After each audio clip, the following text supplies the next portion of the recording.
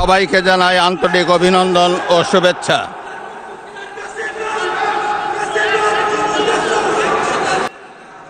জনাব স্পিকার,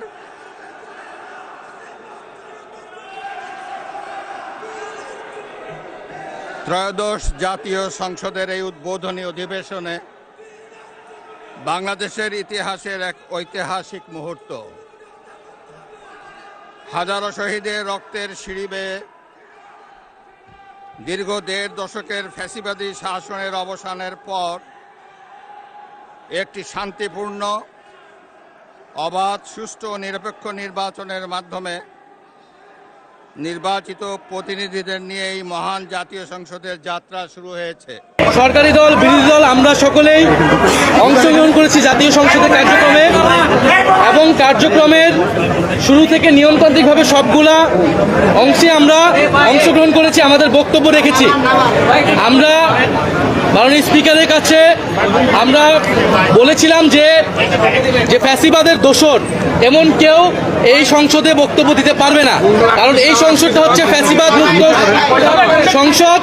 হাজারো মানুষের রক্তের উপর দিয়ে, আত্মত্যাগের মধ্যে দিয়ে এইখানে আমরা এই সংসদ পেয়েছি। সরকারি দল বলেন, বিরোধী দল বলেন, যারা এখানে নির্বাচিত হয়েছেন তারা নির্বাচিত হতে পেরেছেন জুলাই গণ অভ্যুত্থানের শহীদদের আত্মত্যাগের মাধ্যমে এবং ফ্যাসিবাদকে বিতাড়িত করার মাধ্যমে।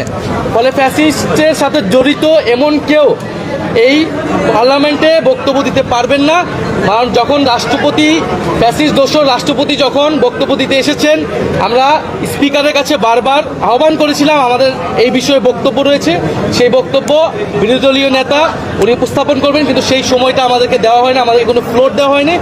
এর প্রতিবাদ স্বরূপ আমরা আমাদের প্রতিবাদ জানিয়ে সেখান থেকে ওয়াকআউট করেছেন। এই বিষয়ে এখন বিস্তারিত বক্তব্য দিবেন বাংলাদেশ জাতীয় সংসদের বিরোধী দলীয় নেতা এবং জামাত ইসলামের সম্মানিত আমির ডক্টর শফিকুর রহমান। আসসালামু আলাইকুম। সাংবাদিক ভাই ও বোনেরা, আপনারা দীর্ঘ প্রতীক্ষায় ছিলেন, সারা জাতি প্রতীক্ষায় আছে। বহু প্রত্যাশার একটা নির্বাচন হয়েছে। নির্বাচনের ফলাফল নিয়ে আজকে আমরা কোনো কথা বলবো না, কিন্তু আমরা বুক ভরা আশা নিয়ে এই সংসদে এসেছি যে এই সংসদ জুলাই শহীদদের রক্তের উপর দাঁড়িয়ে আছে। আমরা অনুরোধ করেছিলাম যে এই সংসদে যারা ফ্যাসিস্ট সরকারের দূষর ছিল, যারা খুনের সহযোগী ছিল, তারা কেউ যেন এখানে কোনো বক্তব্য রাখতে না পারে। এই প্রেসিডেন্ট 3টা কারণে অপরাধী, যার বক্তব্য এই মহান সংসদে আমরা শুনতে পারি না। প্রথম কারণ হচ্ছে তিনি সমস্ত খুনের সহযোগী ছিলেন। আর আমলে যে